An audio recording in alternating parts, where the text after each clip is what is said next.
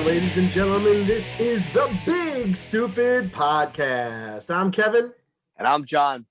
And ladies and gentlemen, we are just two Gen Xers who are hiding out in our basement, hiding from our wives, just trying to have fun. Basically, that's what we're doing. Yep. Ladies and gentlemen, today we have another very special guest with us.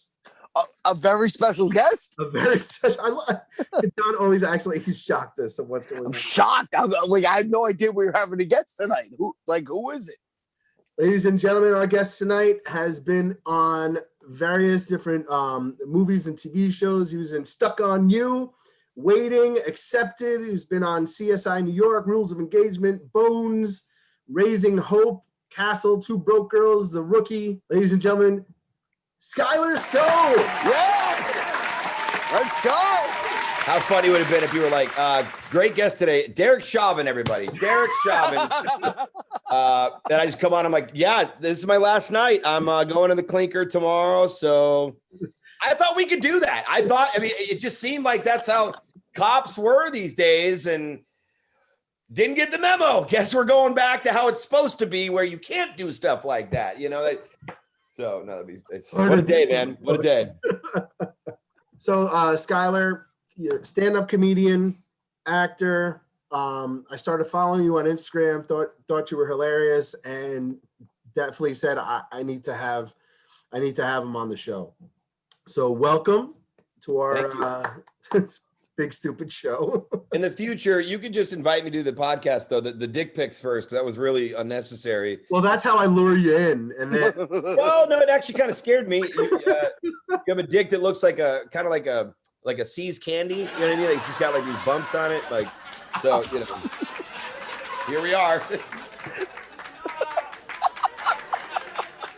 So let's get to know you a little bit. Why don't you tell us a little bit about yourself, about yourself growing up and what it was like and stuff like that. Growing up, what do you mean? Like where you from? Like, I'm from St. Louis, Missouri. Lived there till I was 15. I remember the day I left was December 10th, 1993. And I remember that day for two reasons. Number one, Wayne's World 2 came out, and I was really excited about that. I loved that movie when that came out. Well, it's funny. Constantly. It's an underrated sequel. No one talks about Wayne's World 2. It's kind of sad. You know, it's a hard thing to do a comedy sequel.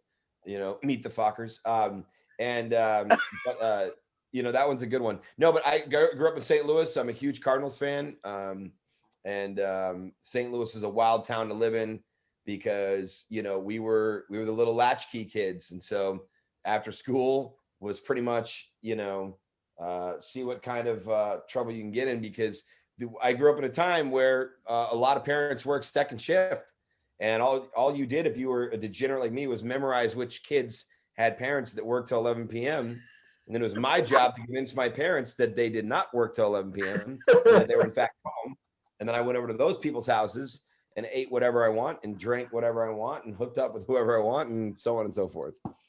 Oh my God, it's so funny because like I remember growing up, we did the same shit where it's like we always had this family that like their parents were never home. Had zero and it's like supervision.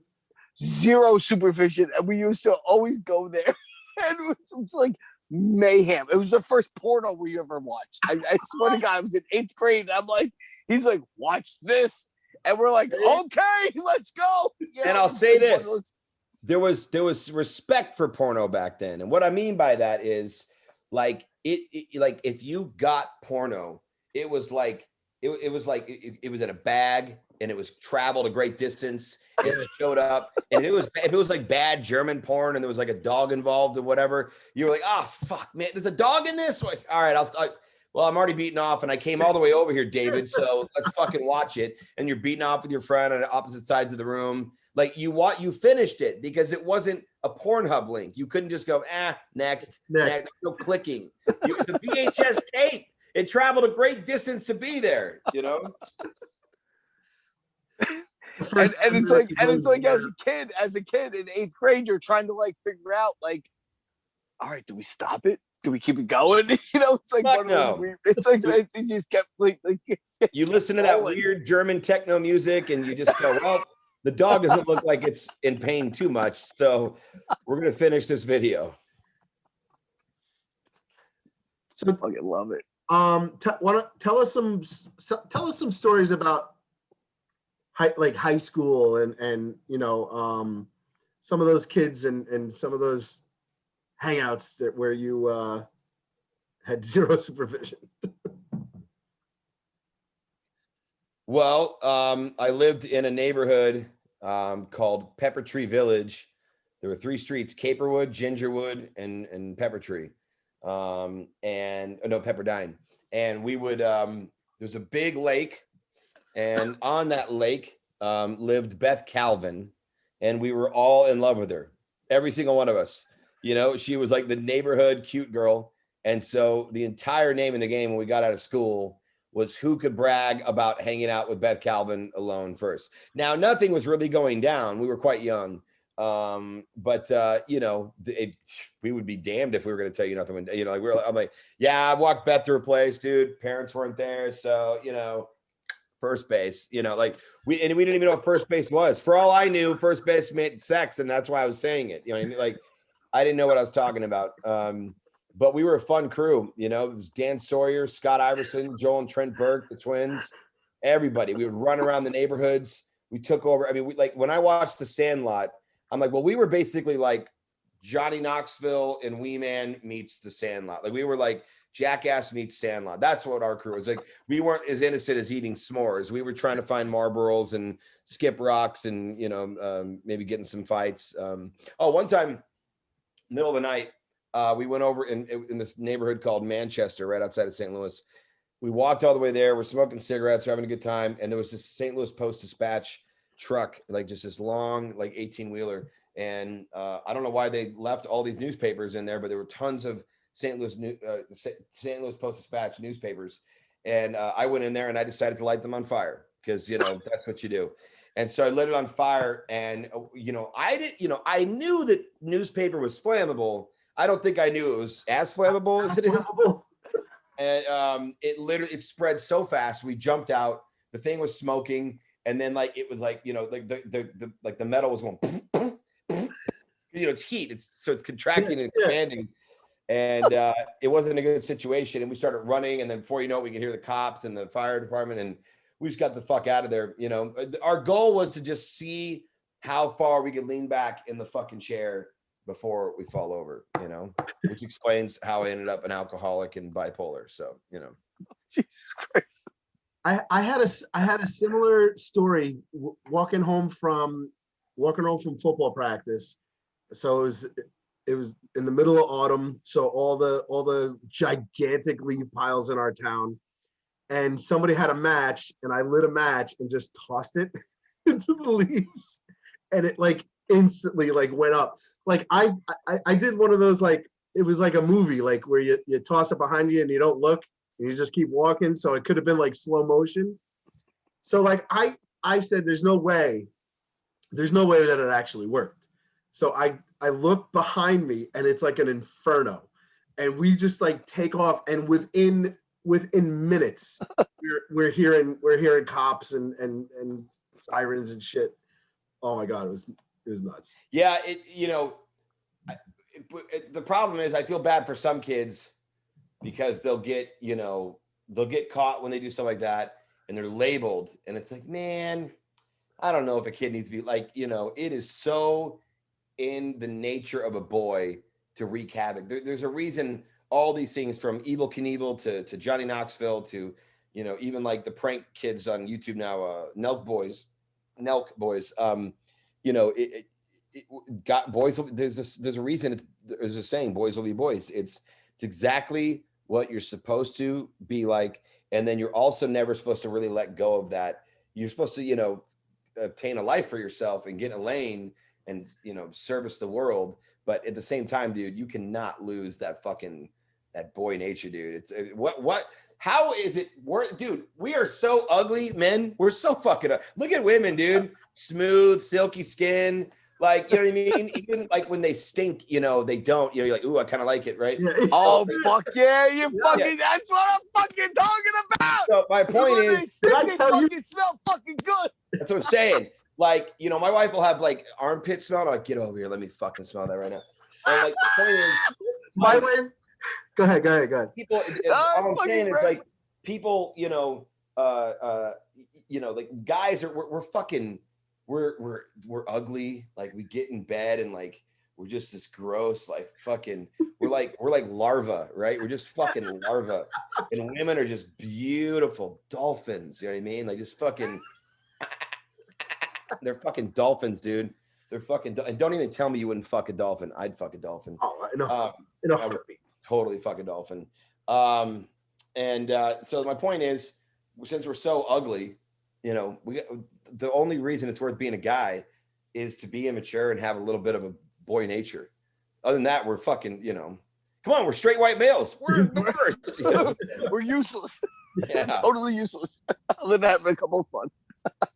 Yeah, my Wow. son right now. My son is 6, about to be 7, and he's a psychopath. he's just insane. He's already busted himself open like God knows how many times. We did an entire episode on the trips my son has taken to the ER. Dude, I took so many trips to the ER that my parents got questioned. They were pulled aside and they were like, you know, we need to, and they asked me too, like, are your parents hurting you? And I'm like, what do you mean? Like, you seem to get hurt a lot, you know, when your parents watch you. I'm like, yeah, especially when my dad watches me. And what I meant was like, because my dad will let me do crazier things, but they were like, tell us more about that. Like, well, you know, like I'm just saying, whenever my dad's around and no one else is, it seems to happen a lot. And they're just like, really? What does he do to you? I'm like, I had no idea that what they were leading me. So they pulled my right aside and they go, Mr. Stone, we've noticed that we think that you're causing this. He says it only happens on your watch. And then my mom goes, that's because he's an idiot. Okay. He lets him climb trees and shit. That's what he means. And my mom like lost her mind. So then they were like, wait a minute, she's a little unstable. Like they just started, you know, so. Yeah, my son was in the tub, jumped up and just sat down and hit his chin on the side of the tub and just busted his chin like wide open, gushing blood. Permanent scar? Oh yeah. Oh, yeah. Wow. Yeah.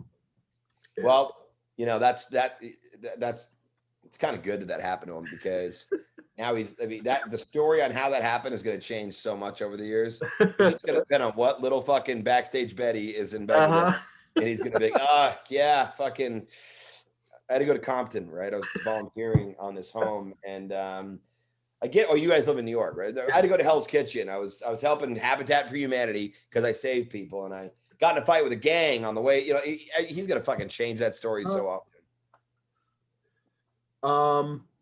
So now where did the comedy, the stand-up comedy come in? Was that before the acting? Did it evolve together? Was it after?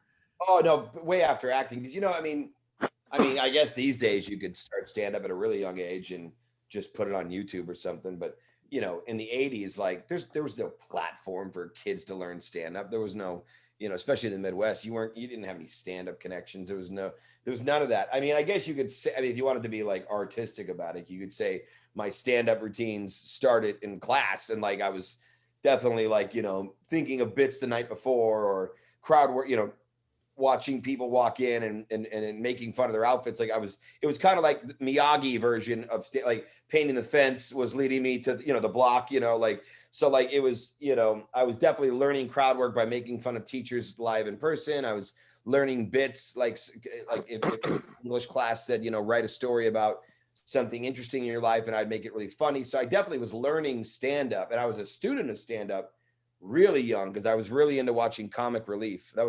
That to me was the Super Bowl, to watch that every year. I love Comic Relief, Richard Lewis, you know, comics like well, I mean, hosted by Robin Williams and Billy Crystal, Whoopi. But they had everybody. They had Bobcat Paul Rodriguez was on it. Who? I remember watching Paul Rodriguez on it. And Bobcat Goldthwait and Richard Lewis and who's that guy that shot himself? That was in The Mask with Jim Carrey. He played his Richard Jenny. He was fucking yeah, amazing. Dude. Richard Jenny did it. A lot of people did it. It was like one of those, like, it was kind of like doing the roast on Comedy Central now. Like that was a star maker. That means you meant that you're making it. Yeah. Chappelle was on that. Chappelle was on Comic Relief. I didn't know that. Yeah. I mean, I think he did like Comic Relief like 8, you know, like after it was on like a whole bunch. But it's yeah, surprising that something like that would ever stop. Like, it's not like they stopped because Robin Williams died. Like, they stopped that years ago. I don't know why they would ever not keep doing that. I don't know. It's you're right. It's weird because I mean, it's not like the problem went away. Yeah, it's not like exactly. Yeah, homelessness cured. except what's the section over in California? That what do you mean? The homeless, that it's like really out of control. You mean all of Los Angeles? Yeah. No, but isn't there like that one? Oh, Skid Row. Yeah. Is that like, what you mean? Yeah, I think so. It's like really bad. Oh yeah, it's an epidemic. It's not, you know, like Garcetti just announced that he's gonna throw $1 billion at it. But you know, talk is cheap. I'd like to really see what they mean by that. You know, I hope that stuff gets funneled the right way, because a lot of times that stuff gets funneled to, you know, mayor's friends and businesses and stuff, and it doesn't always. Oh yeah, it never goes to where it really needs to be. All right, so how did you get into acting and Well, yeah, acting came first because not only did I just have a big love for movies, you know, I grew up, you know, watching, I loved the movies like The Toy. I loved Ghostbusters. I loved Trading Places. I loved, you know, all the great comedies, Planes, Trains, and Automobiles. Empire of the Sun? Empire of the Sun is my favorite movie of all time. Oh my God. Those are all great movies, man. Those are all like fantastic movies. But I was more thinking of just comedies are what made me go like, I want to be that. I can do this. Yeah. And I started taking the VHS camera and just started fucking around. I did monologues. I would memorize like Rocky's monologues. I loved, you know, I used to love to do the speech at the end of Rocky IV. Like, but I can change. You can change. Everybody can change. Yeah. I used to love doing that one. I used to love that. And then my dad would do impressions with me. I loved to do Sly when I was younger. I liked it when my dad did Sly. He did Sly really well. And then I just started making VHS short films. Nothing too good. I wouldn't say people were watching them going like, whoa, we got a, you know, Wes Anderson here, M. Night Shyamalan. It was more like there's a piece of raw talent here. There's a kid that just wants to be really fucking funny. So your dad supported you and like nurtured? I really can't relate to anyone when they say my parents gave me a lot of shit about what I wanted to be. There was never even a moment that I ever recall either parent just looking at me and going, well, you might want to get realistic. I mean, when I said I'm moving to Los Angeles, so I'm going to be a star, they packed my car with me. Now, granted, one of the reasons they packed it, they were probably trying to get rid of me. But, you know, at the same time, they were very supportive, and they've always been my biggest fans. And, you know, what's that like? What's that like? Yeah. Why don't you tell Kevin what that's like? Because I'm not gonna lie, man. What Kevin had, you know, in his household, because he had the opposite of what you had going forward. Yeah, I can't relate to that, dude. I really can't. Like, you know, I don't mean to brag, I don't mean to boast, but I'm intercontinental when I eat French toast, Beastie Boys. I just, you know, I had a really good, supportive set of parents, and I still do. They're both alive. They're together, and they've just, you know, they don't watch my stuff like they used to. I'll catch them like, you know, the other day my mom's like, we just got Walking with Dinosaurs on DVD. I'm like, oh, what, you can't wait to watch it again? And my dad, you know, who has dementia, it's kind of hard for him to like lie a whole lot, you know, because even if like my mom said to him, like, you know, hey, honey, don't tell him we haven't seen it, he's going to forget that she said that. So he's like, what do you mean watch it again? We've never seen it. My mom goes, Joe. I'm like, Mom, Walking with Dinosaurs is my first lead in a studio film. It came out 7 years ago, 8 years ago. You've never seen it? She goes, no, a lot's happened in the last 8 years. I'm like, you guys are retired. You live on the outskirts of Kansas City. Dad has dementia. What do you mean you don't get fucking, lie to me. When my dad says we hadn't seen it, say, Joe, you just don't remember. That would have been the better way to go with it. Rather than, Joe, shut up. Should have said, Joe, you watched it. You just don't remember. See, that I would believe. God. Now, you do this amazing dead-on impression of Michael Douglas. And I don't want to ask you to do it. I mean, if you want to do it, that's fine. But I just think it's so fucking douchey when like the hosts like, can you do that? But I'm only saying because you're dead on, dude. Well, me and my wife, Catherine, my father, Kirk, just had his 67th stroke. Thinks I'm a banana right now. Keeps trying to unpeel me and take a bite. Let's do Michael Douglas accept an Academy Award. I'd like to thank the makers of low-fat Triscuits for keeping me slim and slender, and giving me this square jaw. I'd like to thank your mom, Kevin Grom's mom, because I probably banged her in the 80s. Thank you very much. Michael Douglas, my main forte is making films that your aunt and uncle want to fuck to, like Disclosure. Michael Douglas fucking in the shower since you were 2. Michael Douglas. Oh my God. Me and my wife. Dead on. Wife, Catherine Zeta-Jones. You do one more T-Mobile commercial.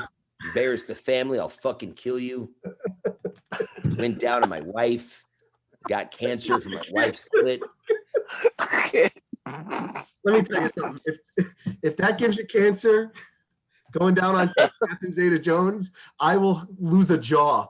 I got a buddy in the program. I've got a buddy in the program, and he showed up to our home meeting, and he says, he announced that he had throat cancer, and the room just like goes silent. But he's a really funny guy. So by the end of his share, he's basically just like, I got it from, eating my wife out. She's got HPV, like literally just rats her out. Right. That's what I love about program. Right. And so he just like totally rats her out, but it was hysterical because I remember hitting him up and just saying like, like once he beat it, he lost a ton of weight and he beat it. But I remember just saying to him, I just go, hey man, question for you. Real big question for you. Was it worth it? And he goes, what? I go, I mean, like, you clearly knew she had HPV, right? He's like, yeah, of course I did. It's my wife. I'm like, if you had to, he goes, are you asking like, would I go back and do it again? He goes, bro, I ate it the day I found out. I ate it the day I was doing chemo. I was throwing up, brushing my teeth, and then eating it then. He goes, you don't stop bobbing for the apple. You don't stop bobbing for the apple ever. That's not what you do. So. Fuck. That's fucking awesome. Yeah, right? That's a good, healthy sex life. Go right at it, man. That's a good, go healthy. right Dude, at it. You go right. If a doctor looks at you and says you have cancerous cells, you might not live, and it's from something you enjoy doing with your wife, and you go home from that meeting and you do it again, you fucking go do it. You fucking go do it. You fucking go do it. That's a good man right there. Oh my God. He said bobbing for apples, like he's literally like down there, and he's like. I hit you with the chemo. Okay, I'm going again. I hit you with the chemo again. Well, shit, man. After all the radiation and all the shit like that, you might fucking turn into Wolverine or some shit like that, man. You like, boom, Wolverine, man. Shit. Kills me. Oh my God. Wild. Wow. While I was doing my research. And I had heard that you have these stories from when you weren't making so much money that you kind of found ways to like get over so you could like make it, Yeah, I mean, what it sounds like you're referring to is like the early days of my Comedy Central show. Well, that's how Con came about, right? Yeah, so Con was a prank show for those that aren't in the know. A lot of Gen Xers know it. I wouldn't say a ton of Gen Z know it, and I would say older millennials know it. But Con was a show where I was a con artist. It was a reality show. It was kind of like a little bit of Ferris Bueller because I look to the camera a lot and tell people how to like pull off the prank. You know, Ferris would tell you how to get out of. You know, he'd be like, "Hey, lick your palms. You're sick. Yeah, lick your palms." Like, so it was that. Like, I was looking at the camera, telling you how to like get out of paying for a parking ticket, how to like get out of paying for rent, how to get out of paying for a cheeseburger at McDonald's and stuff. And it was a journey show where every episode I would announce a goal. I'd be like, I want backstage passes at a concert. This is how you get it if you're nobody. I want to go to the Playboy Mansion. This is how you get on the list if you're not somebody. It was a show about nobody's wanting to get theirs. It was about a nobody wanting to live the 5-star life, an economy guy wanting that first class experience. And it started from just being at parties. And I lived in Culver City when I moved here. And I just go to these dumb little parties, just apartment parties where everyone's drinking bullshit wine from Trader Joe's, $2 Chuck, and there's some snacks on the table.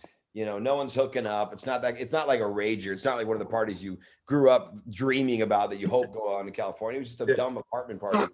Yeah. So people wanted entertainment. Since people aren't hooking up and the wine's not that great, we'd just be sitting there and someone goes, Skyler, this is always good for a laugh. How'd you get by today? Because I was always the brokest out of everybody. I hung out with a couple of kids. One kid was a trust fund brat. One kid just was smart with his money and saved all his money his whole life. And another kid just, did pretty well. And so I was like the guy that, I moved out here with $2,000 and I thought that would last me like a year, and it lasted me like a week, So I would tell stories of how I got a cheeseburger for free. I'd be like, I went to Jack in the Box today and I searched around the trash can and they'd be like, did you eat from I go, no, chill. I don't mean I got it free like a homeless person. That's already been established. That is a way to eat. It's no way for me. I'd look for a receipt and I'd want a receipt with a special specification on it. So I'd find like a jumbo jack with no mustard or something, right? And that's perfect. You want the specification. So then you call the number on the receipt and they pick up, hello, Jack in the Box. You're like, hey, what's up? I just came there at 157. And listen, I was in a huge rush because it was my break at work. I don't know about you, but like I don't get a long break. Like, oh yeah, me neither. I'm like, so I got the food. I try and check it sometimes because I'm deathly allergic to mustard. And I told you guys no mustard. And sure enough, I get back to the office and mustard. So I didn't get to eat it. I threw it away in the trash. So I don't still have it. I was so mad. I just tossed it. And I'm on my way home now. I sure would love to get that burger. I have well, do you have the receipt? I'm like, yeah, of course I do. I'm like, come on in. And then you bring the receipt in, you get the free burger. So I would do that all the time, stuff like that, and get out of parking tickets. I'd spray paint the sign that wherever it said no parking after I got the ticket. And then I'd write a letter and I'd say, I couldn't read the sign. I'd take a picture and I'd send it in, say I couldn't read the sign, and they'd refund the ticket, all kinds of stuff like that. I'd get out of rent. I'd get on planes without tickets. I sang the national anthem at a Giants game because they thought that I was on American Idol. All kinds of things, dude. Tell me how you did that. How'd you pull that one off? Well, that was the pilot for Con. Oh, really? Yeah. And so what I did was, this is 2004. So look, we're in the internet era, but we're not the internet era like we are now. We're not really fucking with smartphones. Most people have a flip phone. iPhones are not out yet. Google is a thing, but it's not like a common phrase like, oh, Google it. Oh, just look around Google. Like it's just kind of out there. And if you know about it, you know about it. People are still learning how to use the technology, not even, not just submerged in it. It was a great era to do pranks. It was like, because the more information that the person you're conning, you need to limit the information that they can get. That's why it's a confidence game. Confidence is you fucking block them on all sides. You walk up, you take up their whole screen. You're not scared of them looking in your eyes and your face because you want to limit what else they can look at so they don't see what reality really is because you're not reality. So the internet is a way to undo anything you say. I can tell you guys right now that I'm in the next, Indiana Jones movie. You know what I mean? And you could Google real quick and go, you're not an IMDb. You know what I mean? So the point is back then you could do that. I remember for 2 years, people thought I was in the movie Jarhead because I said I was.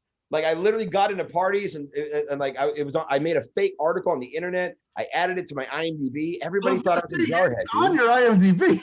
Dude, I went to the Academy Awards because people thought I was in that movie. You know? I thought you were in the movie. I fucking looked it up. A lot of people think that I'm in that movie. Guys in the fucking jarhead. I'm like, all right. A lot of people think I'm in Transformers. I rode that one for a while. It's fun, dude. Wait, It's John. fun. John, tell them about the movie you said you were in. What? I was in Mortal Kombat back in the day. Totally. You tell people that all the time? I told some girl back in the day that I was like an extra in Mortal Kombat, and she fucking totally bought it.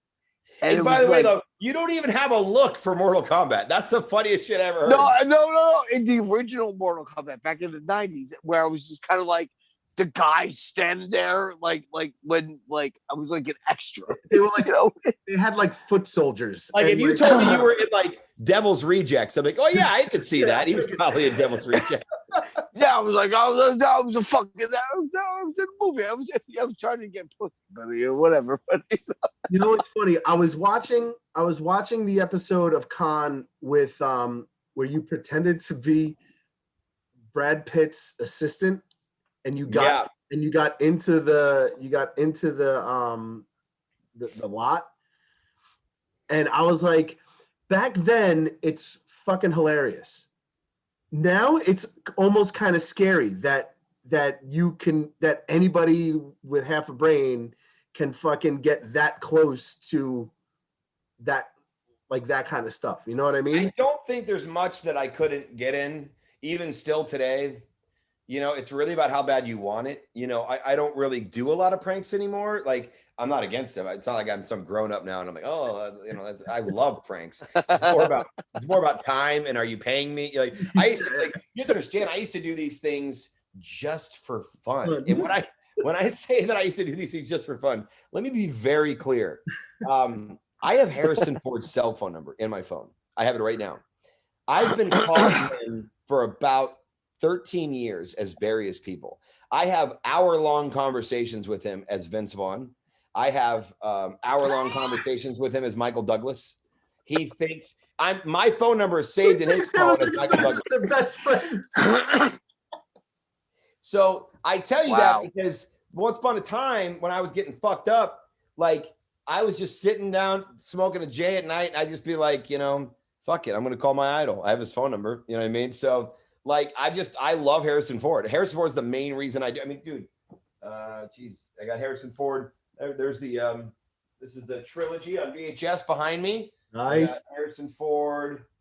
A picture of him up there. There's Harrison Ford right there. I mean, Harrison Ford is like, you guys wouldn't even know me because I like watching him have such a good time in movies made me go, I gotta be in movies. I gotta do it, you know. And so I used to just do this shit for fun, dude. Like it was just like I just did it for fun. And now you get to a point where 2 dogs, several kids, wife, like you know, I got a podcast I'm starting right now. And I'm recording a movie right now. And so there's just so much going on. I do my live shows too.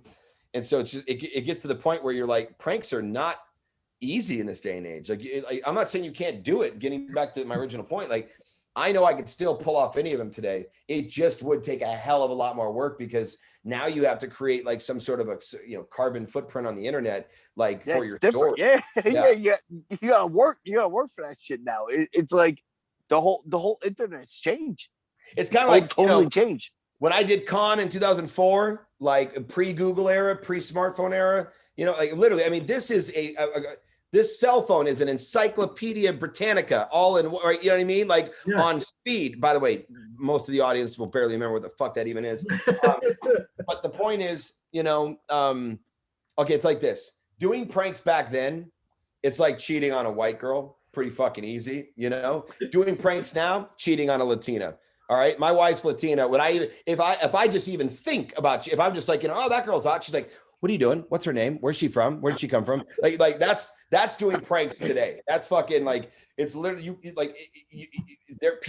people are on your tail. The second you say, oh, I'm Mike St. Aubin, I work at, CAA and I represent such and such. I represent Michael Douglas. Can I get Harrison Ford's number right away? They're like, Mike St. Albin. I'm looking at your roster right now. There's nobody on IMDb named Mike. Like they can do it immediately. And back in the day, they couldn't do that. They just took your word for it. Remember that? Taking people's word for it. Now we Google it. Do it at a dinner party. You guys are like best friends. I guarantee you all the time. John says something, right? And Kevin's like, "Fuck you, John. There's no way that's true. I'm looking it up." Like that's what we do. No one takes anybody's word for anything anymore, ever. Well, it's funny because, like I said, watching that one episode, you were like, "Oh yeah, I'm Mike St. Albin, and I'm you said you were Skyler Stone." Yeah. And the guy keeps looking on the list, and he's like, "You're not on the list." You're like, "I'm not on the list." Skyler Stone. And like you just like said it like a whole bunch of times. And finally the guy was just like, "Fuck it. Go through and like tell blah blah blah that you need to do whatever." And I'm sitting there going, "Holy shit, this guy just let this fucking guy in. Who knows what the fuck you have up your sleeve." It was Yeah, it is. I see what you're saying when you say it's scary because like it does make you just wonder like could people get on a plane without a ticket? And I'm here to tell you you can. But it's tough. There are times where I've done certain things that I regret showing people how to do. I think, so I guess I've grown up a little bit. I just didn't want anyone to think that I'm something like I'm not Frank Abagnale. And Catch Me If You Can, where I'm like, against I'm fucking all about pranks, dude. Send me all the prank links in the world. I love the new generation. I love the Nelk boys. I love some of the YouTube kids. Some of them are fucking terrible. And I'm really excited about Jackass 4. I was just talking to Steve-O about it and also Trip Taylor, the producer. And I said, Trip, like, is this going to be good? He goes, I'll say this, it's as good as anything we've ever done. And I'm like, fuck, like really, holy shit. Wow. Yeah, Wow. It's just the Jackass guys, man, they are just okay. Remember how I said, get in your lane, find a way to be of service to the world and take care of your own and make money. That to me, like Johnny Knoxville is a dad. He's a good dude. He's charitable. He cares about animals and shit. And he's of service to the world and he entertains men everywhere. And he speaks for a lot of men, but he's never lost that boyish nature. He's a Gen Xer through and fucking through. And we are the greatest generation. Fuck the World War II generation. We are the greatest generation. That's right. Okay? That's right. Fuck yeah. Totally fuck yeah. By the way, someone's going to clip that out and I'm going to get canceled because it's going to sound like I was shitting on veterans, which I'm not. But they're going to be like, Skyler Stone shit on war vets.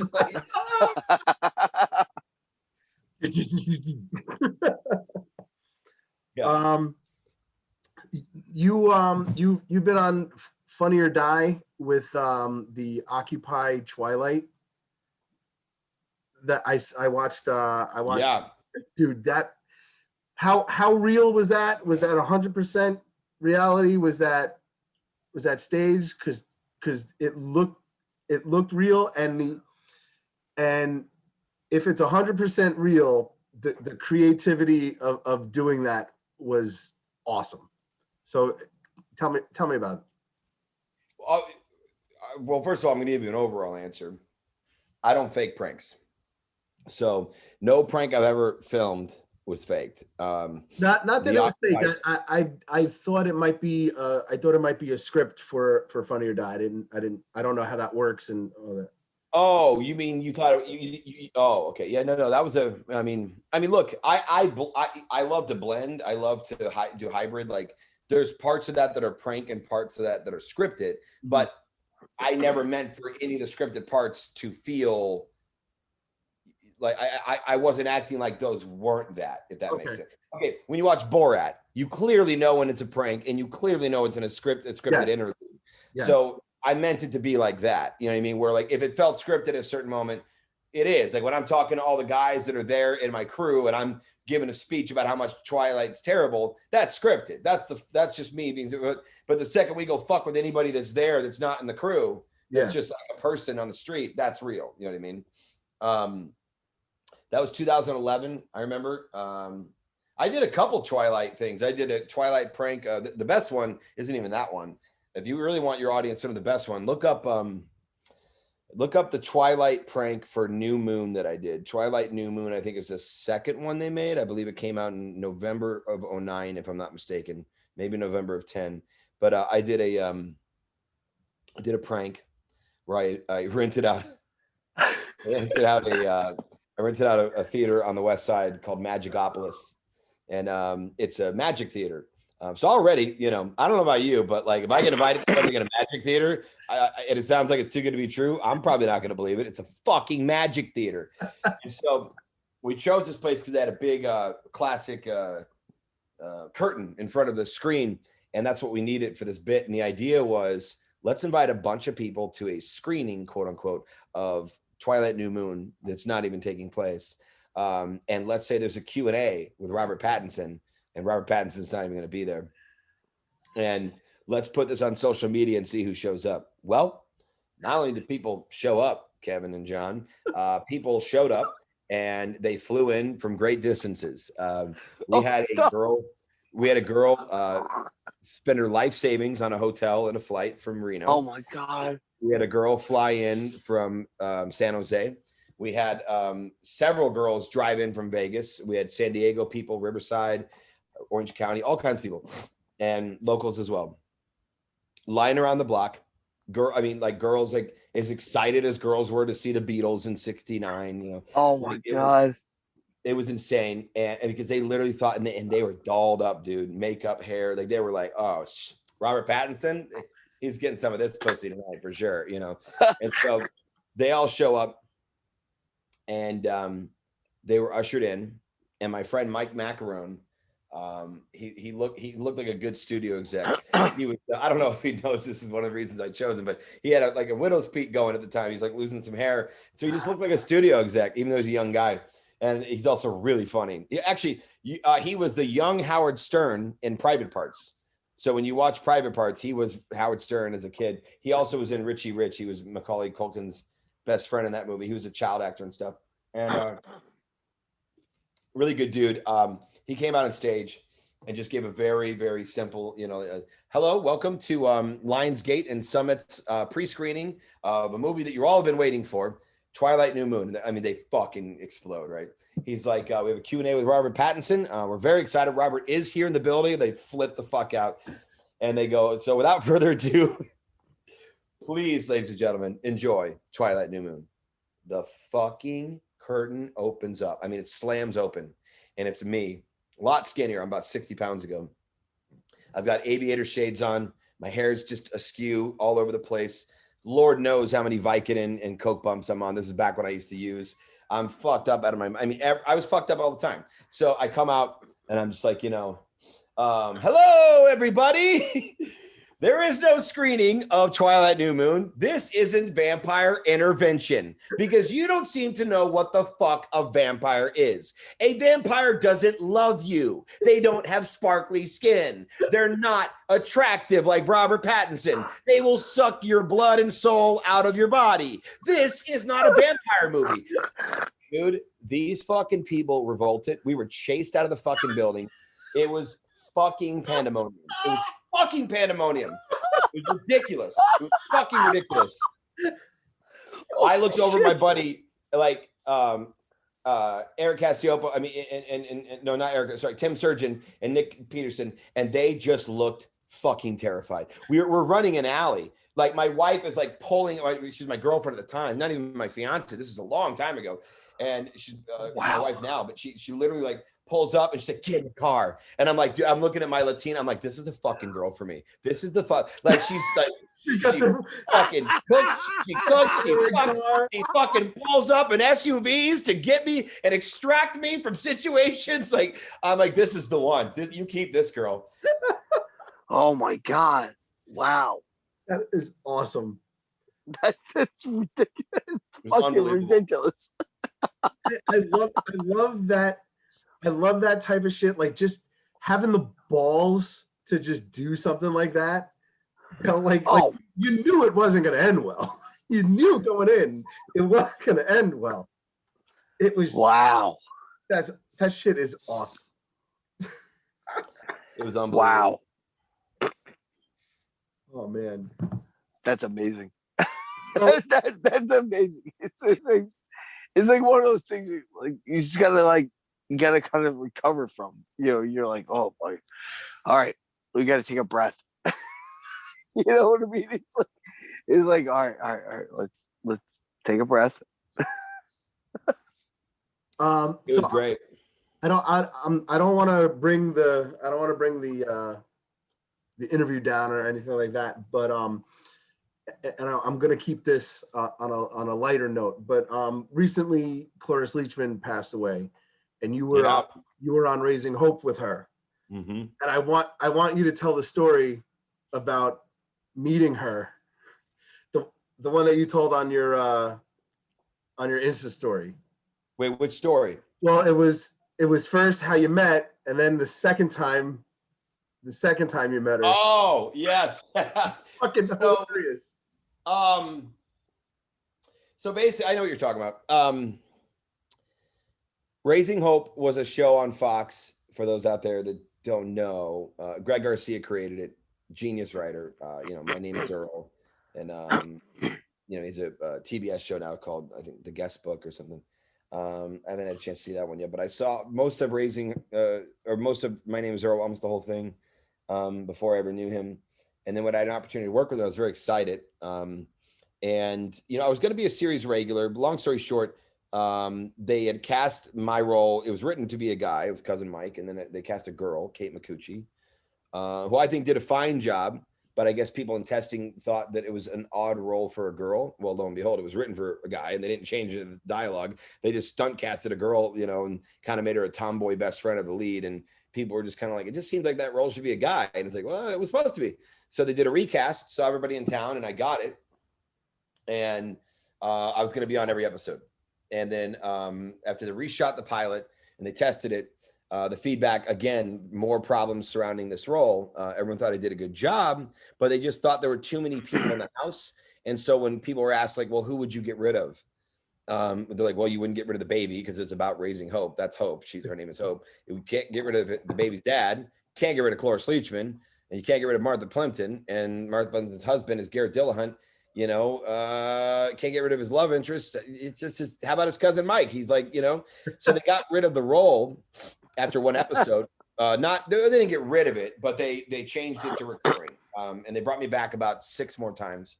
And but on the pilot, we bonded. I mean, it's really cool when someone like that chooses you to be sort of in their and I don't say this in a starstruck way because it's more about an artist struck way, if I may. Like starstruck is like getting excited when someone sees a Kardashian on the street. Starstruck to me is like, being in a elevator with, Ryan Seacrest or something like that. Like that's those people are starstruck because those are stars and you're getting struck by their wattage. But when you get next to someone that's as talented as Cloris Leachman with the history and she's an icon. She's not just famous. She's an actual talented artist. And I just remember being in front of her while she was practicing lines. And I would bullshit with her in between takes. And she just took a liking to me. And she invited me in her trailer and we sat in the trailer, and dude, she loves to tell stories and I love to receive them. She told me about Mel Brooks. She told me about, all sorts of Young Frankenstein and all sorts of movies. Wasn't she in Bonnie and Clyde? I think she might have been, but I think so. She was in a She told me a lot of stories. And we got along great. And, her son, George, gave me his phone number and said, if you ever want to talk to her, she really likes you a lot. And, and I didn't know what that meant. Like, I didn't know how I would call someone like, Cloris Leachman. And we just, we hit it off and we talked for a long time. Well, they let my part go, at least as a series regular after the pilot. And then they brought me back for the season finale that year. They brought me back about 4 times after that, but it had been a year since, a TV season, at least, since they had seen me. And so they brought me back. And I remember the main thing I was excited about was getting to see Cloris again. And so here I am coming on the set and I'm just pumped, dude. I see Martha, big hug. I see Garrett, fucking hugs, high fives, Greg. I mean, it felt like a homecoming. Like I was not gonna lie, I was a little jealous. Like, wow, these guys are like a tight-knit family now, and I was supposed to be in it, but I was just happy to be there. And honestly, looking back, it would have been a really bad thing for me to be on that show, considering the kind of lifestyle I was living then. I feel like God was protecting me and keeping me back until I was ready for such exposure or heights. But at the time, I didn't know that, so I was a little resentful. But I knew the one thing I was looking forward to the most was Cloris. And all of a sudden, I'm walking up, I see Cloris, and I'm thinking it's gonna be, you just, it's like a movie scene in your head. You're like, You build it up so much. you're like going up to the girl outside the locker to ask her out. You know what I mean? And you get up there, you think she's talking to you, and she's talking to the guy behind you, type vibes, right? You know what I mean? And I get up there, and I go, Cloris, huh? Just look at her. She's like, hi. You go, yeah. Like, I'm like, hi's one way to put it. How about a little reunion hug, right? Like I put my arms out and she goes, what's your name? And I go, Skyler. And in my head, I'm like, oh, she knows who I am. She just doesn't remember my name. Oh, no. Not only did she not remember my name, she didn't remember me. I mean, we hung out for hours that day, dude. I was in her trailer. Her son gives me her phone number. I never called her. Only because I'm just like, what am I going to do? Fucking just call Cloris Leachman once in a while? Like, what do I even, hey, Cloris, you still Cloris? All right, cool. I'm still Skyler. Go fuck yourself. What are you eating? You drinking prune juice? How old are you now? 96? You know? And so I was heartbroken, but I realized it wasn't that she was being rude and it wasn't that she did it on purpose. She's fucking old. She's old as shit. She meets a lot of people. And it was a really big deal to me, and it just wasn't as big a deal to her. But guess what? The cool part about it was kind of like fucking hanging out with someone with dementia, because we got to know each other again. She told some of the same stories again. Like we fell back in love all over again. Like we never like we're in a fucking amnesia movie. You know what I mean? Where you just meet your wife again every day. You know. You know what I always found interesting about her is that, I knew her as pretty much older, but back in the day, apparently she was like gorgeous. She was like a knockout, and Mel Brooks always uglied her up in like every movie he put her in. Yeah. I just think that's so awesome. When you think about it, like over and over, like, I don't think she's actually, she has a very pretty face. And then someone said that she was the best lay he ever, I think Warren Beatty, when someone asked like, who was the best lay you ever had out of everybody? Because he bagged everybody. I think he said Cloris Leachman. That's awesome. Yeah. I just thought that, that story was hilarious. So like I said, I feel like a creeper sometimes, man, because like I said, I follow you on Instagram. Like every time you post stories, I watch them and shit. And I went back and I saw one that you went to a Russian wedding. Your Russian neighbors, dude. It was killing me. It was. Well, the reason that was fun was Oleg is a guy across the street, and he was, now he moved, but he lived across the street with his parents. And he was dating a girl, and then they were having a kid, and then they decided to get married, and they invited us to the wedding. And I was excited because, first of all, I don't know them that well, so I felt honored that they would invite me. It's always lovely. I think one of the best ways to be invited to a wedding is when you don't expect it. When you get invited for one that you expect, you're like, well, it's about time. I was wondering when you're like, thanks, Mike. I should have been one of your first invites. I noticed it's been 2 weeks. You told Jerry 2 weeks ago. Like, it's almost stressful. You're like, God damn it, dude. Yeah, I'll be there. But if someone invites you and you and you had no business being there, you're like, oh my God, me? Why? Well, you must really like me because you don't know me that well. That's crazy. And so, and maybe that's why they like me so much, because they don't know me too well. So they invited us, and this was at the height of the Russian shit. This is like summer of, I want to say 17. I think it's August of 17, maybe. And so the height of the Russian shit, and Trump's been in office, just about a year or so, and people are just, everyone's Russia crazy. The way that everyone right now has been COVID crazy, and George Floyd crazy. Like, this was like all anybody was talking about was did the Russians influence the election? So I just started doing a bunch of Snapchats and Insta stories, basically acting like, this is definitely a spy wedding.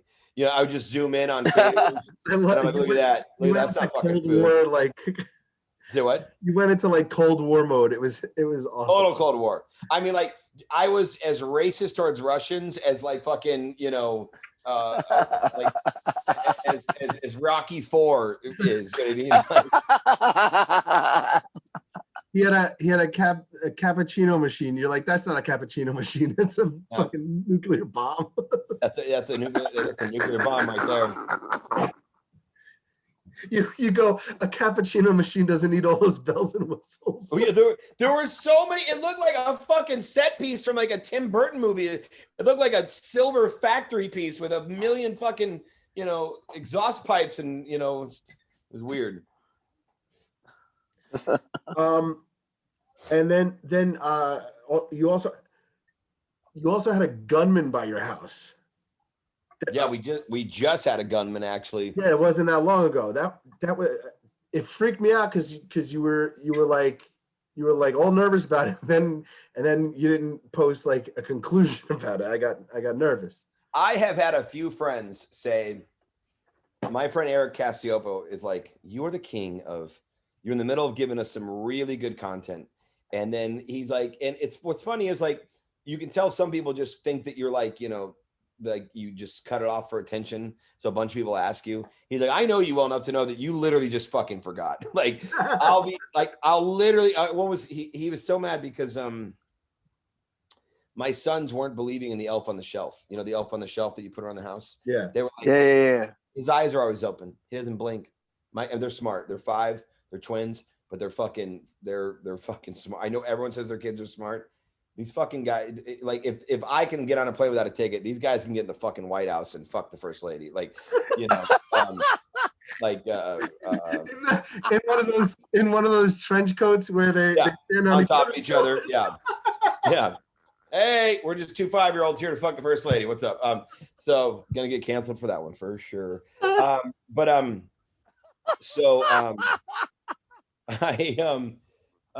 was I saying?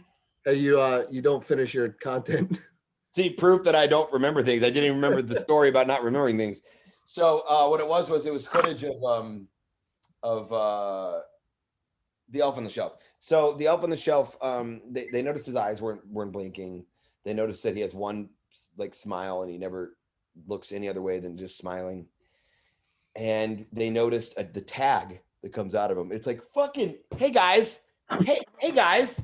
Want to help us out? Get rid of the fucking tag, guys, for sure. So my kids noticed, and so I had to go in full stealth mode. I started using the recorder on my iPhone, and I would just record, and then I'd import it into an editing software, and then I would speed it up. So like, a voice that sounds like this, but all of a sudden it became like this, and then I talk about. And so what I would do is I would record a minute's worth of blank air first. I'd record a minute's worth of blank air, and then I'd start talking after that minute's worth. And and when I talk, I'd start by saying, hey, boy, his name was Chip. Hey, boys, it's Chip. I'm really excited to be here, in your house. Did you know Santa sent me down here to see if you're going to be a good boy? And then I'd pause, and I'd pause, and I'd pause, and I'd pause. And then I'd be like, I thought you did. Did you guys know that I know you love chocolate? And then I pause, and I pause, and I'm like, yes, of course you thought I knew, because I'm the smartest elf you've ever seen. Like, and I would do all these things, and then I'd memorize the script in my head. And so then I would I go, boys, Chip's ready to talk to you. I put the phone behind Chip, like on a shelf behind a book so they wouldn't see the phone. I would have already hit play before they come down. So remember I told you I put a minute of blank air. So that way, when they come down, I'm like, all right, he's just about to talk. And then by the time they get down there, the first thing I would say is, hey boys, it's Chip. Did you know I came down from the North Pole? And they'd be like, answer him, guys. Like, they'd be like, yeah. And they'd be like, I knew you did. And then I would just always prompt them, like, he just asked you, what do you want from Santa? And they'd be like, I want an iPad. He'd be like, an iPad? I knew you would. Like, I would know everything they were going to say. And then they literally thought they were having a conversation with him. So here I am, like, you guys are loving this story, but like, what's funny is on Insta story, I showed footage of them not being into it. I showed footage of me talking to Cole going, this bums me out. So many people get to have this magical experience with Elf on the Shelf. I fucking do this shit. And then all of a sudden, like, I showed me recording it, and then I showed me editing it and speeding it up. And then when I called them down, I just forgot to film their reaction. So all of a sudden, Eric's just like, bro, like, this is the most content blue balls I've ever, like, who the fuck, like that would be like an episode of Lost on ABC back in the day, like fighting a commercial after a guy just pulled a gun out, and then all of a sudden ABC's like, oh, yeah, we lost the last scene. Here's some baseball, Like, it's just Oh my God. Oh, so that day too, my friend Eric hit me up and said, hey, bro, if you're ever going to announce there's a gunman in your neighborhood, and then like you go from being funny to actually scared, maybe give an update to your fans that your family's okay. Oh my God. That's fucking great. And then what's funny was I got sick that night. So not only did I not give an update, then I was sick for like 2 days. So I didn't tweet, Facebook update, Instagram, Snapchat, anything. The amount of messages I had when I came back to people were like, is your family okay? I know this is weird. I live in Alaska, but I'm really worried about Carter and Hudson. Is that weird that I know their names? Anyway. Oh man. It's good that you brought up it's good that you brought up your boys, because I see them on your Instagram all the time. They remind me of the twins from Brave. Those two little boys from Brave, if you ever saw. No, I haven't seen Brave. Oh, well, they're like two like crazy little boys that like are constantly getting into trouble, and I'm like, that's got to be his kids, Wait, Brave that's a Pixar or Disney? It's kind of like a hybrid, like okay, yeah, but it's like the Scottish girl. She's like, but I think my boys have seen this, but I haven't seen this. Yeah, well, it's so funny because they just remind me of those. If you watch the boys in that. Yeah, and then today I was watching your dropping them off to school. Yeah, and I've got like I told you I got 4 kids, and we just dropped our kids to school for like the full week for the first time in like almost forever this week. So like I was feeling like the same things that you were going through, watching your kids go off and like giving them over to the teacher and stuff like that, because I had to do the same thing, walking my kids to the line and handing them over and everything. It was just it's very emotional and stuff. And then I watched you drive away, and you passed by this like tent city. Yeah. Well, it's like it's a beautiful morning. You didn't finish that content either, because you're like, oh, I wonder what that is. Drove by it, and then you're like, oh, look, a big gigantic glass cage, and I'm like, what the fuck was that? Well, I don't really think there was much to finish there, because I didn't find out what it was. You know what I mean? Oh man. So we just talked about your sons, but then you have a daughter too, right? I have 5-year-old twins, and then I have a he'll be 15-year-old son named Jaden. Have you ever seen Jaden play drums on Instagram? No. Oh, dude, you got to watch him. He goes by Jaden Sage on Instagram. He's really talented. I don't know how often he puts his videos up. He should have them all up. There might be some on his page, but he's a really talented drummer. And Jaden's actually the one that turned me on to Nelk Boys. Do you know Nelk Boys? No, NELK. Do you know them? I've never heard. I try to stay away from YouTube. My kids are obsessed with watching these videos. My son watches the videos of the kids that play video games. He watches other people play video games. And my daughter is constantly on TikTok. So. Well, you got to watch Nelk Boys, dude. It's like they're not, I mean, I personally don't think they're as good as Jackass, but they're like Gen Z's like answer to Jackass. They're really funny. Yeah. But yeah, me and my son have a big music bond. I take him to Coachella a lot, and we're very he's at an age now where he appreciates a good prank, and he gets a kick out of, we've been out in public and people come up and will quote Khan or remember episodes of Khan. And, he's always thought that was pretty cool. And so in some ways it's funny. It's like me and Jamie Kennedy used to be like this, like, and Tom Green and Johnny Knoxville, we were like these young, maverick prank guys. And now we're like, it's almost like we're the old gangsters, passing it to the new, you know what I mean? Like passing it to the new generation. You know what I mean? It's very strange. But you have a daughter too, right? Yeah. And because I remember in the beginning of COVID, you had taken her to go see her boyfriend. And yeah. And she was you were at the front of the driveway. He was in the driveway and she's in the car and she's like, Daddy, please let me go see him. Like, let me go. And you let her out to hug him. And it was like all like controversial. Yeah. At that point, we didn't really know much about COVID then. And we didn't know, we weren't sure yet if kids were getting in, and we weren't sure if people like my son Carter's heart condition would be affected by it. And so we did wonder, what we should be doing. And at the time we were being, not as strict as some people, but stricter than some others. And we were just dropping something off there. And then she's like, can I please? I'm like, yeah, go ahead. No, but I thought that was really cool because, how do you say no?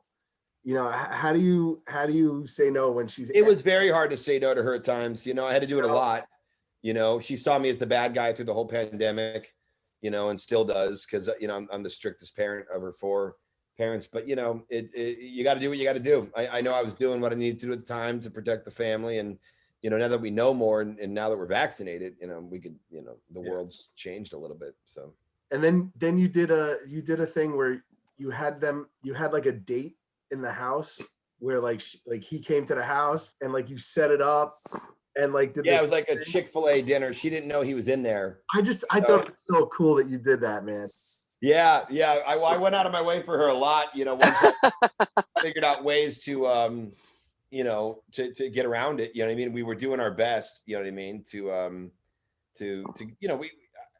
my biggest rule is if it's fun, we're doing it, even if I'm not involved, you know what I mean? And so I do try, but this really limited how fun of a parent I could be.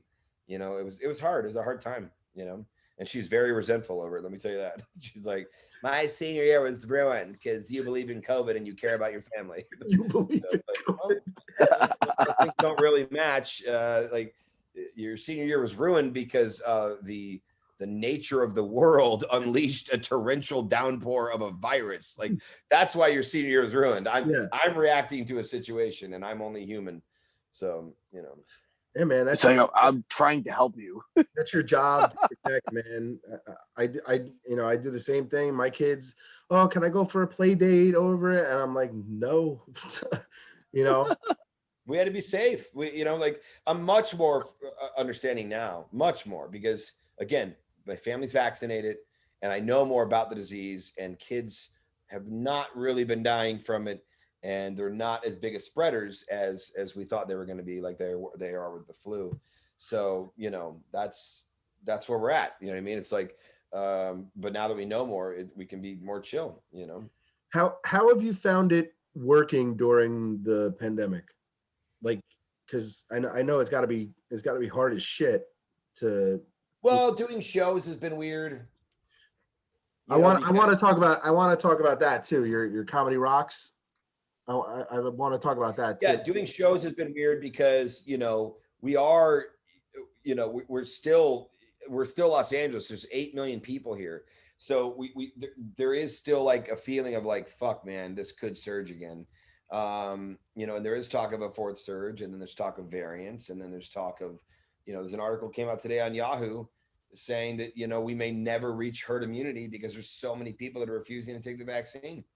So, there's no telling what's going to happen. But doing shows has been interesting. Jamie Kennedy did a great post about it, just saying like, I, for one, have really enjoyed this time in comedy. We've been like a team of brothers and sisters, and we've really been teaming together and tackling this as a group, and it's been a lot of fun actually. And you know, easy for him to say that. To my knowledge, I don't know how many people he knows that he lost. You know, I lost 2 people, so I don't know that I would ever look back at this time as one of my favorite times in my life. But I will say this: no one in my immediate family died. No aunts, uncles, and no one, my sisters, and you know, my parents. But I lost someone in the program, and I lost an old neighbor, and I lost some people in North Carolina. So there's been some people that I lost, but you know, stand up has found, it's kind of like that line in Jurassic Park, you know, life will find a way. You know, stand up has found a way. We've been performing on rooftops, in pickup trucks and beds of pickup trucks. We've been performing in parking lots, church parking lots, outside the Magic Castle, on the beach. You know, it's been pretty crazy. Backyards, living rooms. We found our way, and we've been doing it. You know. And, How do you set up yours? Your mine is at a place called Jam in the Van, which is on the west side of LA. It's a recording studio that pivoted because when this all started, they're like, "What are we going to do?" You know, people aren't going to be recording albums like crazy, and one of their main pieces of business has always been to, you know, go to festivals and record bands. It's called Jam in the Van because they have an RV, and they'd bring huge artists into their RV and they'd record and, you know, do original songs and covers and acoustic versions, shit like that. And they were like, well, there's not going to be any Coachella or Bonnaroo to travel to, and people aren't going to be signing up for studio time left and right. So, and then one of them was like, well, we've done some shows in the back before. Like when bands are in town recording with us, they do like a live acoustic set or a small intimate show. And then they were like, what if we just start doing comedy? Because, you know, comedy would be easier to put on because it's one person on stage at a time, unless it's like a duo, which is pretty rare. And instead of like, you know, potentially 11 people, and I mean, what, Arcade Fire has like 12 people on stage at one time, you know? So they decided, let's do some comedy shows. And I saw a post from a comedian named Michael Inochi, and he's a very funny comic. He opens up for Chris D'Elia, and he did a post, just like an Insta story that said, you know, LA comedy is happening, get out, you know, see a show. And I just read that post and I was like, I miss this. You know, this was in December and I hadn't been on stage since March. And I was like, I miss this. I need this. This is not a hobby. It's what I do. And so I messaged them and said, my name's Skyler Stone. And they wrote back like, we know who you are. And I said, I put on big shows, and like, we know. And they're like, we'd love for you to make this your home. You know, and so I was like, let's do this. So I've been doing it. I've had, we started in January. I've had Chris Kattan, Jay Moore, Eliza Schlesinger, Kevin Nealon, Rory Albanese, Sarah Silverman, Brian Posehn, Jeremy Piven. I think I said Kevin Nealon already. Brian Callen, Jim Jeffries. I'm about to have Anthony Jeselnik on my next show. I just had, I had someone else big on my last show. I'm just forgetting. There's so many people that have been there. Daryl Hammond. I just had Tiffany Haddish. I mean, it's been a hell of a run. We're having a good time. So my next show is on my sobriety birthday, on my 4-year sober birthday, Friday, May 7th. We're doing a big show. Anthony Jeselnik and a bunch of people. I wish I could be out there, man. I would love to be by the store and by what you're doing, because it's just the lineups are just sick.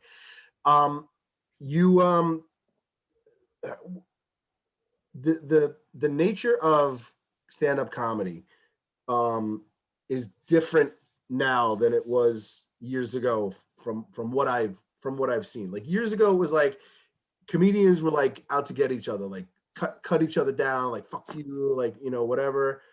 And like I feel like there's a different type of feeling now, like a camaraderie between you guys. Have you seen that change, or have you been part of it I think it's like anything else, you know. I don't want to put our community on too much of a pedestal, but I also don't want to trash it. Like we're, you know, there's light and dark in the comedy community. There's some of the best friends I've ever had, and some people that I really never want to see again. You know, I've been picked up, I've been pushed down, I've been shit talked. I've been promoted. I've made a lot of money and I've lost a lot of money. I think what you're tapping into is on the podcast scene, especially, there's a camaraderie happening. There's, you can watch a lot of that happening. Like, the Rogan guys were doing it first. You had the Hinchcliffe, Rogan, Eddie Bravo, Callen, like that whole crew. And then like all these little tributaries were like branching off of that. Like Schaub kind of got in that, but then Schaub, D'Elia, Callen, Bobby, Santino, and Theo had like this thing going on over here. And some of them still talk and some of them don't. And then there was another tributary that kind of let off and was like, the Watkins, Tony, Red Band, like that whole sort of, Kill Tony type vibe that was heading off. And then, there's, you got Segura and Bert, have great camaraderie. They're best friends. And what you see is what you get. Like that is not a relationship for show. Some of the people I just mentioned, there are people within that. I'm not going to say which ones, but there's some people where you're like, I think they're kind of probably more friends for podcasts than they actually are.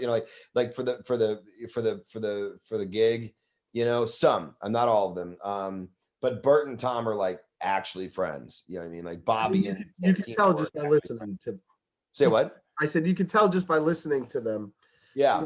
I mean, if you have a pretty good, bullshit center, you can figure it out. And yeah, it's just sometimes, but look, dude, when you watch, like, anytime there's camaraderie, like Jackass is camaraderie based. A couple of the guys on that don't like each other. They actually don't. They're like, if you study hard enough, you can see there's a couple cast members in Jackass that really aren't friends, but the rest of them are. Mm-hmm. And then you can also see that in, like, back in the day, like WWF wrestling, like, some of those wrestlers were actually friends. You know what I mean? Yeah. And some of them, like, were even in a duo and they hated each other. You know what I mean? So sometimes it really is business. Brendan and Callen are definitely friends. Bobby and Chris were definitely friends. I hope they're still friends. I know a lot's happened there. Some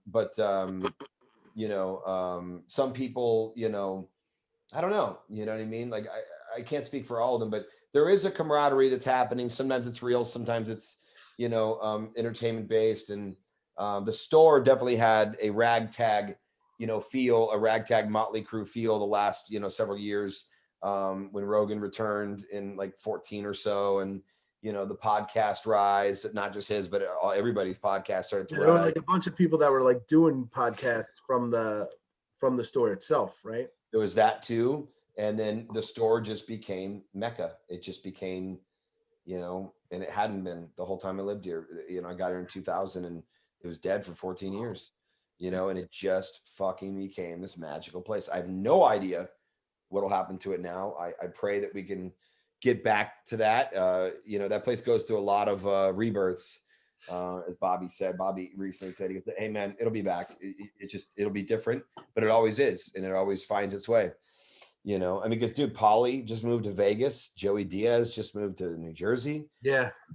I don't know what's happening with, like, Callen and D'Elia, and if they're coming back there or not. Joe Rogan moved to Austin, as you know, and Segura's moving to Austin with Christina in like a week. And then Tony moved to Hinchcliffe, moved there. Red Band moved there. There's a lot of people that have Josh Wolf moved to Nashville, Theo Vaughn, Nashville, Steve Byrne, Nashville.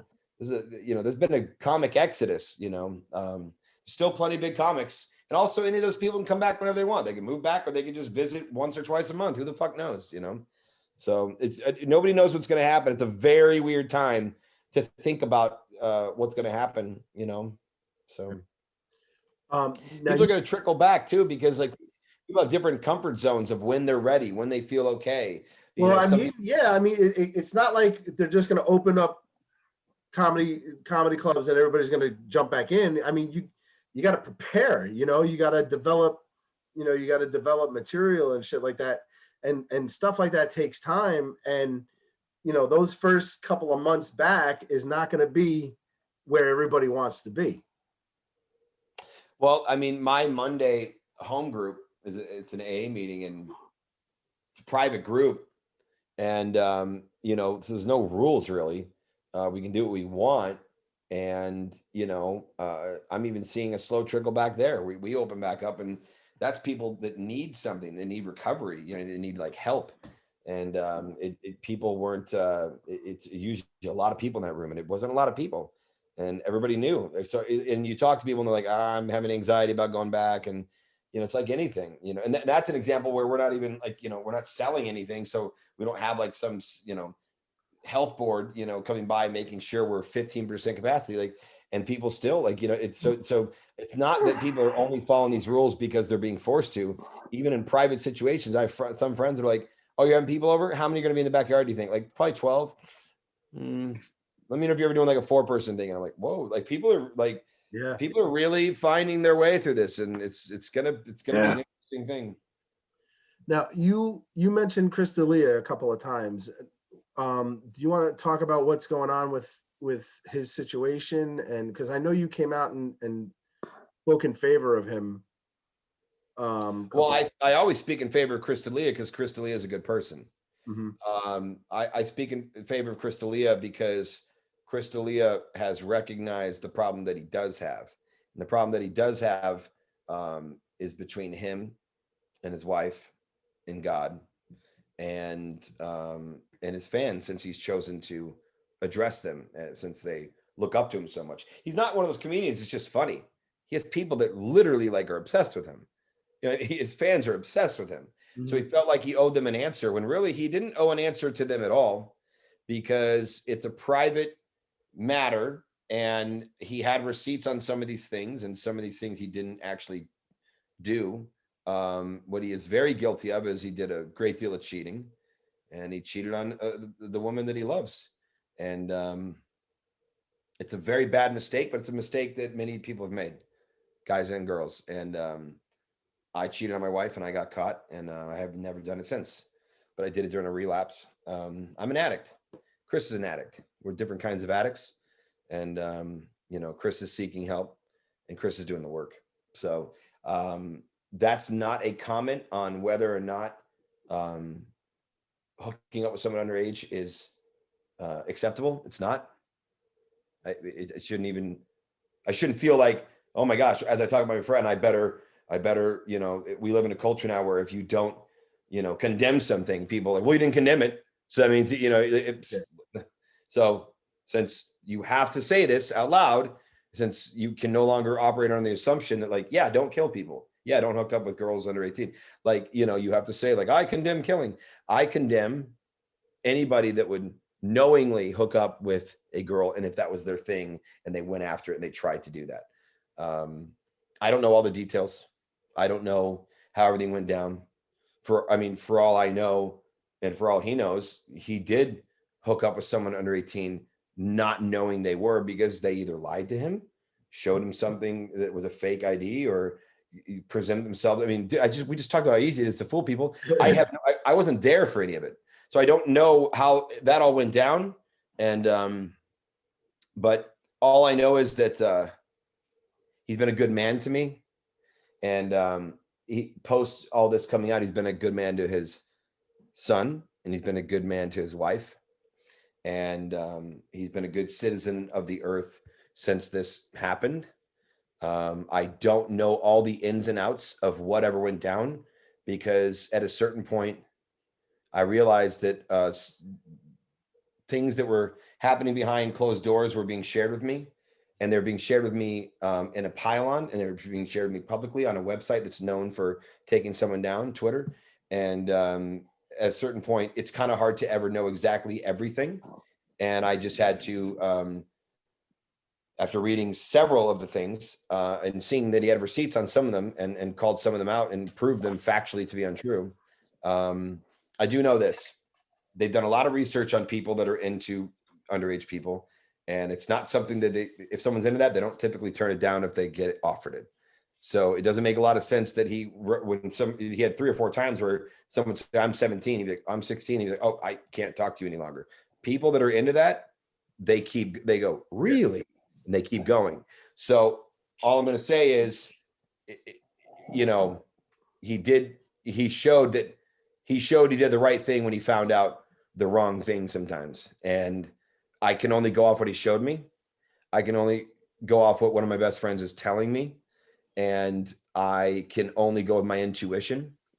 I would leave my kids with Chris because I don't think that he does this to people. Right. I you know, back in the day, I don't know if I would love my wife for them. I'm kidding, but like, I mean, Chris is a fucking slayer, dude. He was a player, and like he hooked up with some beautiful women, and but my wife wasn't underage. So when I make that joke, I'm saying like, you know, my wife she's 34. You know, like 10 years ago when she was 24, I don't know that I'd be like, hey, I don't want you hanging out with Chris by yourself. I'm just kidding. But the point is, Yeah. you know, he knows that he liked to partake in women for a long time, and he's admitted that. And who am I to judge a man that got caught up? Who am I to judge a man that got caught doing a bad thing? And who am I to judge a man who literally did everything people tell people to do? He addressed it immediately, briefly. He sat back and listened. And if you want to look at the half empty way, oh, he was plotting. He was waiting till the heat went down. How do you know he wasn't listening? How do you know he wasn't going to some sort of a group and hearing from others? How do you know he wasn't? What do you know about what he was doing? Yeah. Like, talk about a negative outlook to just assume that he's in the corner with a PR team. The fact is, he let go of a PR team and lawyer pretty quickly because he realized he just needed help. You know, he just needed help. He needed to stay committed to his wife and keep his fucking dick in his pants. And, you know, by golly, he has. I'm proud of him. I love him. He loves my kids. He loves my wife. And Chris D'Elia saved my life once. I went over to a friend's house looking for a gun. And, you know, I had cheated on my wife. I'd relapsed. I'd done a lot of bad things. And Chris was on the road in Toronto.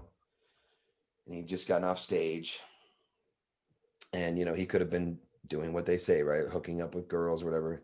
And he could tell by a group text that I'm in with some other comics that he's in that I wasn't being myself, because I wear my personality on my sleeve.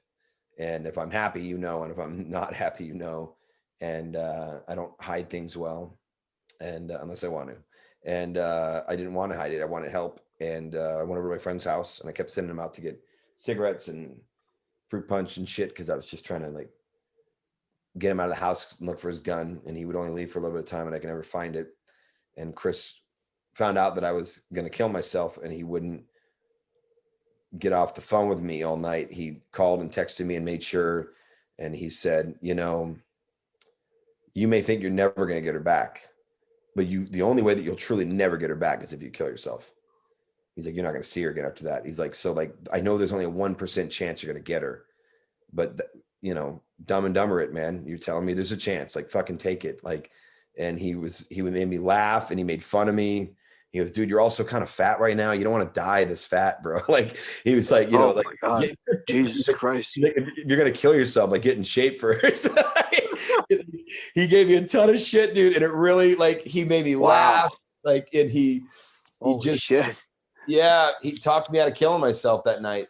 So holy shit, man. So Jesus if anybody wants to clip, that's some heavy shit, man. If anybody wants to clip this out and like say Skyler's a pedophilia support apologist, fuck that, man.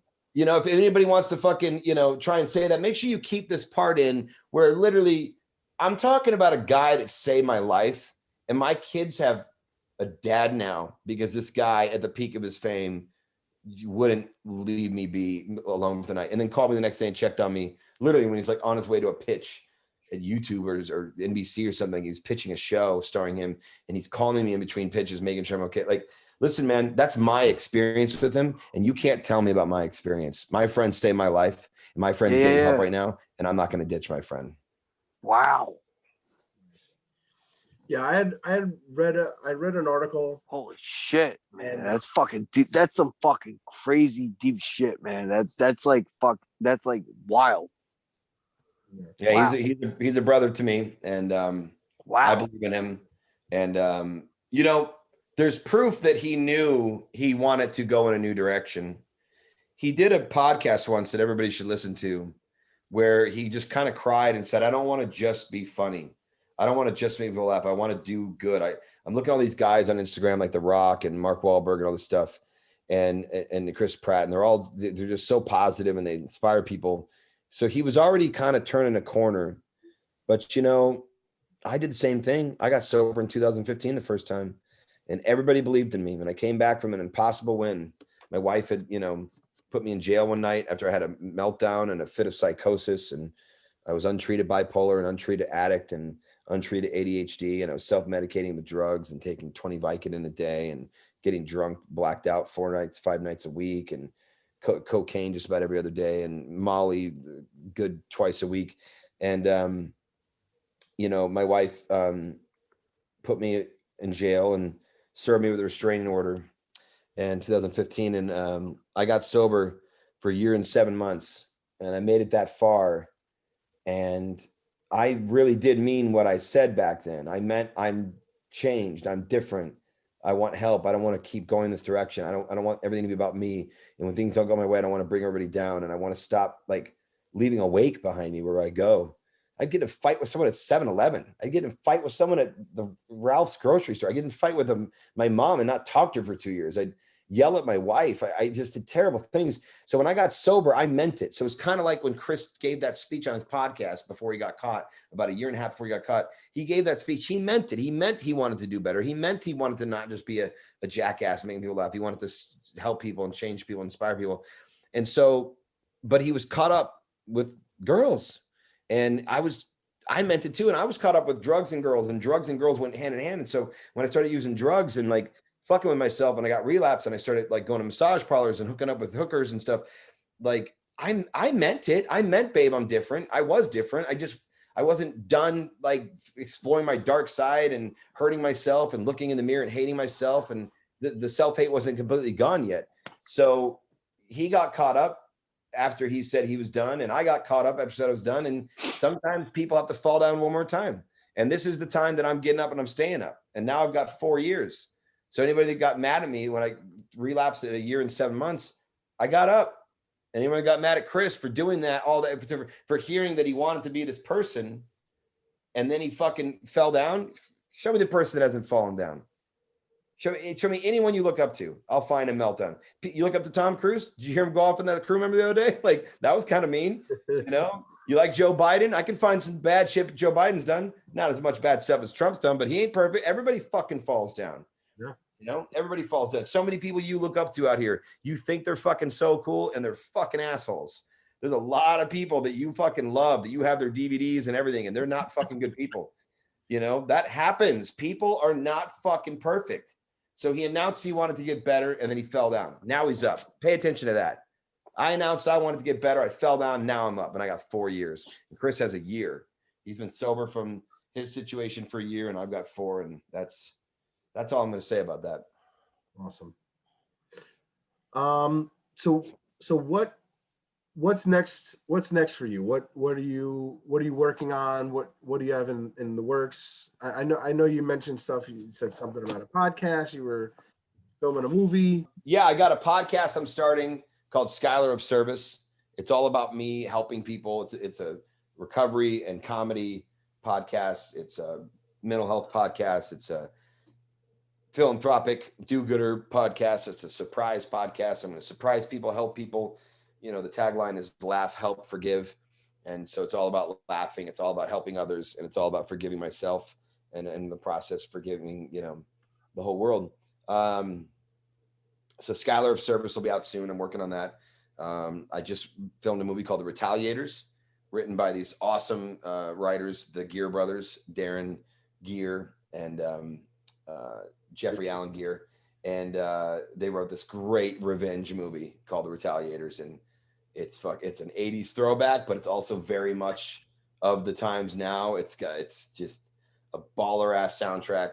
The soundtrack's being done by the two guys that did Stranger Things, the music on Stranger Things. Nice. And, you know, it's got actors from Ozark in it, Mark Manchaka. It's got Joseph Gatt from Game of Thrones in it. It's got great actors in it. And I've got a great couple scenes, and I'm really excited about it. That's The Retaliators. That's going to come out probably, I think, in the fall. And then I'm going to be on Hulu on a stand-up show called Coming to the Stage, hosted by Jamie Kennedy. And then I'm recording a big movie that you guys know what it is, but I can't say it. I've talked to Kevin about it a few times. But Kevin actually said it at the top of the show. So if you hear like a little edit at the beginning, that's because Kevin fucking dropped the movie. But I can't say it yet. We're giving Jay some shit to edit out this week. Yeah, he's got to edit that out. He totally got to edit that out. All right. Yeah, man, dude. Thank you for coming on. This was awesome. You guys are fucking great, dude. Oh, That's awesome. Anytime you want to come back on, you know.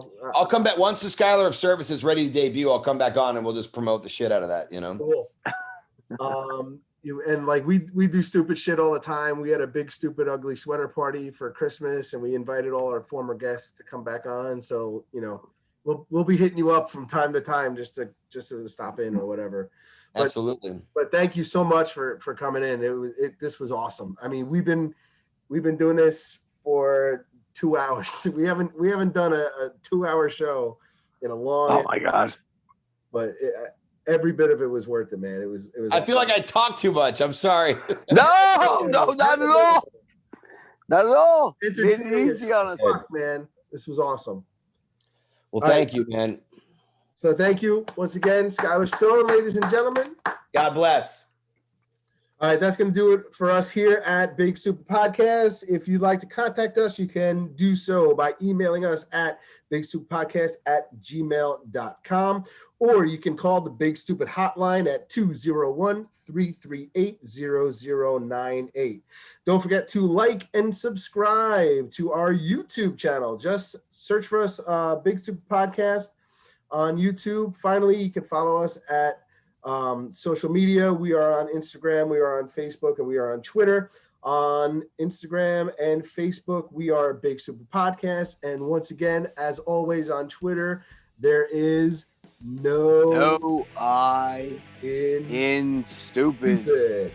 Tell your friends about us, what you heard tonight, what you hear each and every week. Tune in for a new episode each and every Friday at 8 a.m. Eastern Standard Time, wherever fine podcasts are found. Till next week, John, you got anything else you want to say? Have fun, everybody. Have fun. You've been listening to the Big Stupid Podcast, presented in part by Anchor. Interested in becoming a podcaster like us? Anchor has everything you need to make a podcast all in one place for free. Check out Anchor.fm today. Our theme music is licensed from BKFM Music Production through Audio Jungle. Visit AudioJungle.com for all your royalty-free music and sound needs. Further promotional considerations provided by Powerbar. Guests of the Big Stupid Podcast receive no compensation for their time, opinions, or any half-baked theories. If you think you can handle being part of the show, visit our social media sites and message us, or email John and Kevin at bigstupidpodcast@gmail.com. Not good enough for you? Okay, Mr. Big Boy Pants, you can call 201-338-0098 and leave us a message, and maybe we'll play it back on our next episode. Participants waive all rights to anything resembling coherence and or common sense. The Big Stupid Podcast is a production of Party Boss Productions Unlimited. No portion of this podcast may be repodcasted or otherwise transmitted in whole or part without the expressed written consent of Jen. It's on you to figure out which one. Good luck and have fun.